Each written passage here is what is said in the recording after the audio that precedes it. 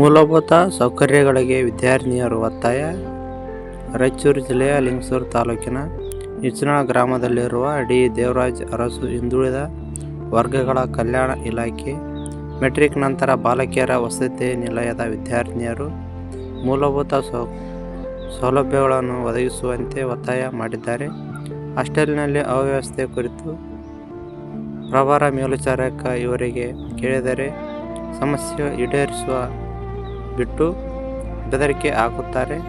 Warden ಮೇಲೆ ಕಾನೂನು ಕ್ರಮ ಕೈಗೊಳ್ಳಬೇಕು, ಮೂಲಭೂತ ಸೌಲಭ್ಯಗಳನ್ನು ಒತ್ತಾಯಿಸಬೇಕೆಂದು ತಾಲೂಕು ಕಲ್ಯಾಣಾಧಿಕಾರಿಗಳಿಗೆ ಮನವಿ ಮಾಡಿದ್ದಾರೆ. ಇದರ ಕುರಿತು ಸರಿಯಾಗಿ ಊಟ ವ್ಯವಸ್ಥೆ ಇಲ್ಲ, ಸರಿಯಾಗಿ ಟೈಮಿಗೆ ಊಟ ನೀಡುತ್ತಿಲ್ಲ, ಶೌಚಾಲಯ ಮತ್ತು ಬಾತ್ರೂಮ್ ಇಲ್ಲದೆ ವಿದ್ಯಾರ್ಥಿನಿಯರು ಸಮಸ್ಯೆಗಳು ಅನುಭವಿಸುವಂಥ ಸ್ಥಿತಿ ನಿರ್ಮಾಣವಾಗಿದೆ. ಇದರ ಕುರಿತು ಸಾಕಷ್ಟು ಸುದ್ದಿಯಾದರೂ ಕೂಡ ಮೇಲಾಧಿಕಾರಿಗಳ ಗಮನಕ್ಕೆ ಇದ್ದರೂ ಕೂಡ ಇಲ್ಲಿಯವರೆಗೆ ವಾರ್ಡನ್ ಮತ್ತು ತಾಲೂಕಾ ಅಧಿಕಾರಿಗಳು ವಿದ್ಯಾರ್ಥಿಗಳ ಸಮಸ್ಯೆಗಳಿಗೆ ಸ್ಪಂದಿಸುತ್ತಿಲ್ಲ. ಇದರ ಕುರಿತು ಮೇಲಾಧಿಕಾರಿಗಳು ಕ್ರಮ ವಹಿಸಬೇಕು ಎಂದು ವಿದ್ಯಾರ್ಥಿನಿಯರು ಒತ್ತಾಯ ಮಾಡಿದ್ದಾರೆ.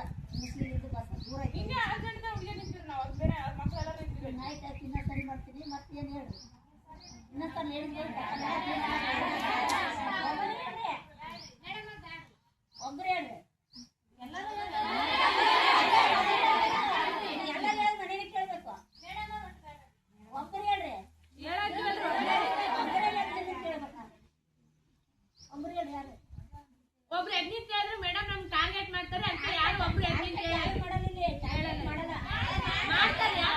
ಯಾರು ಹೇಳಲ್ಲ ಒಬ್ರು ಅಡ್ಮಿಟ್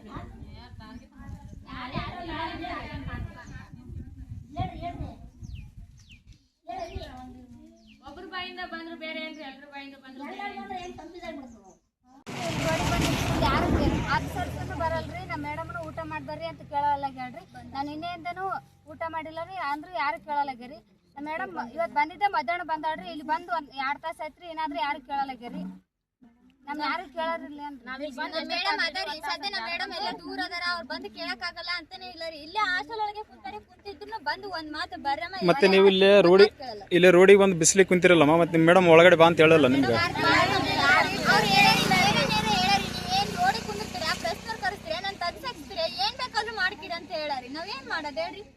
ನಾವು ಕರೆಕ್ಟ್ ಆಗಿ ನಮ್ ಕರೆಗೆ ಹೋಗೋಡಕ್ಕೆ ಯಾವ ಆಫೀಸರ್ಸ್ನು ಇಲ್ಲಿ ಬಂದಿಲ್ಲ ರೀ. ತಾಲೂಕ್ ಆಫೀಸರ್ ಕೂಡ ಫೋನ್ ಎತ್ತಿಲ್ಲ ರೀ ಇನ್ನೋರ್ಗಾದ್ರು ರೀ.